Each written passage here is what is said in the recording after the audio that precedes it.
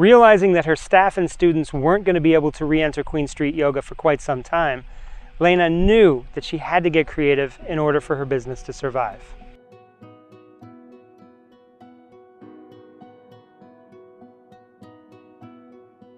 I don't know the exact date, but the date, I think it was a Thursday when the government of Ontario announced that kids were not going to come back to school after March break for 2 weeks. That's when I was like, okay, this is serious and this is going to affect our business. And figured out how are we going to clean yoga props, what props are we going to take away. We were just madly researching everything. And then we kind of got everything set up and established.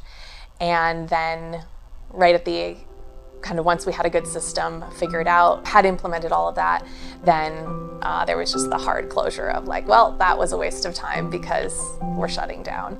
As I was assuming we were going to be closed for a while, we did a really strong, hard pivot to offer things online. And we started live streaming classes on Facebook and Instagram.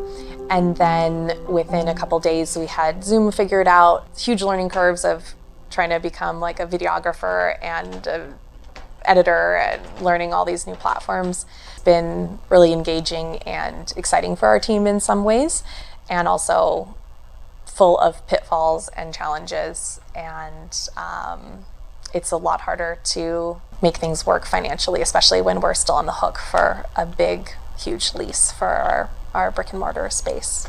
We have over 3,000 square feet of space at our studio, and right now we're using like a 10 by 10 area to film in.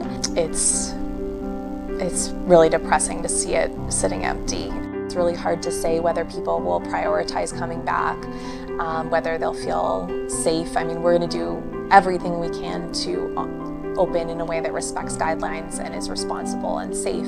We've had socially distanced outdoor classes, and that's been kind of a helpful add-on for us to at least have something going on. But again, it's outside of our space. It's in my mom's backyard that we're using for free, and doesn't make a significant dent in the amount we owe for our rent. So it's been depressing.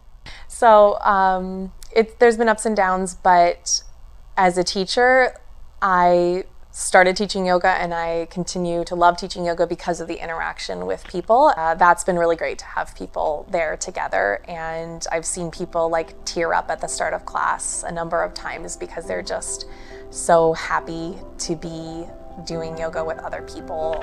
Yeah, I think it's really helped lift people's spirits to be able to do yoga together outside. And it's really difficult to just be sitting with all the unknowns. And this time where there's just so many unknowns of when we can reopen, what that will look like, what the restrictions will be on us, and how to make that sustainable I think my biggest fear is not being sustainable as a business anymore under the new changes that we have to live with to keep everybody safe and healthy.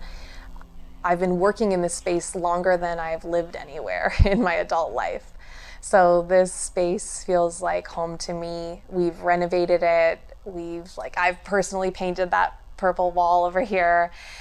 Especially at the beginning of the pandemic when it felt so unknown how successfully we could pivot and whether we could make any money teaching yoga online or not. The prospect of having to close our doors and not having the people who have practiced here for some more than a decade. People have been coming here every single week for years and years and years.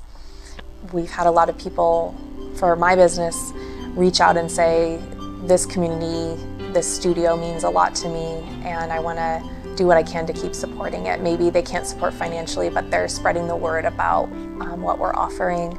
Bigger corporations and chains have the deeper pockets to survive this than the smaller businesses. So I hope that that we can come out of the pandemic with still thriving, independently owned businesses, and also a community where people who have been vulnerable in the pandemic get lifted up and we all come out of it together.